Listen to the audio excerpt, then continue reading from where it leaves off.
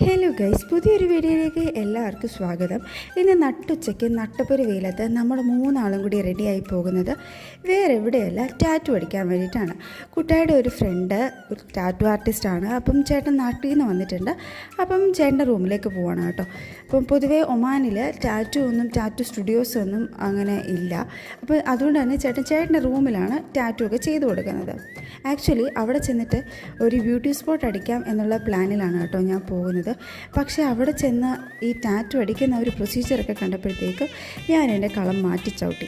Okay, ഇതായിരുന്നു കുട്ടായി കയ്യിൽ ചെയ്തിട്ടുണ്ടായിരുന്ന ഒരു ഡിസൈൻ. വേറൊന്നുമല്ല, ഒരു വേലിൻ്റെ ഒരു ഡിസൈനായിരുന്നു കേട്ടോ. അപ്പം ആദ്യം വേദനയൊന്നും ഇല്ലാതിരുന്നെങ്കിലും അറ്റ് ലാസ്റ്റ് അവസാനമൊക്കെ ആയപ്പോഴത്തേക്ക് പുള്ളി വേദനയൊക്കെ പറഞ്ഞു തുടങ്ങി. അപ്പോൾ എന്തായാലും പോയിരുന്ന് ഞങ്ങൾ രണ്ടുപേരും ഒരു 1.5 മണിക്കൂർ നല്ല രീതിക്ക് പോസ്റ്റായി. കൺമണി അവസാനം ഉറങ്ങുകയും ചെയ്തു. അങ്ങനെ ടാറ്റുവിങ് ഒക്കെ കഴിഞ്ഞ് നമ്മൾ പുറത്തോട്ട് ഇറങ്ങിയിട്ടുണ്ടായിരുന്നു. പുറത്തോട്ട് ഇറങ്ങിയപ്പോഴത്തേക്ക് അവിടെ ഇങ്ങനെ ഫുട്പാത്തിൽ കച്ചവടങ്ങളും കാര്യങ്ങളും ഒക്കെ ഉണ്ടായിരുന്നു കേട്ടോ. അതൊക്കെ കഴിഞ്ഞ് നമ്മൾ തിരിച്ചു പോവുകയാണ്. തിരിച്ച് പോകുന്ന വഴിക്ക് നമ്മളൊരു മലയാളി റെസ്റ്റോറൻറ്റിൽ കയറിയിട്ട് ചായയും അതുപോലെ തന്നെ പഴംപൊരിയുടെ ബാറ്ററിൽ ബ്രെഡ് മുക്കി പൊരിച്ച് കഴിച്ചു കേട്ടോ. അപ്പോൾ എന്തായാലും നല്ല ടേസ്റ്റ് ഉണ്ടായിരുന്നു.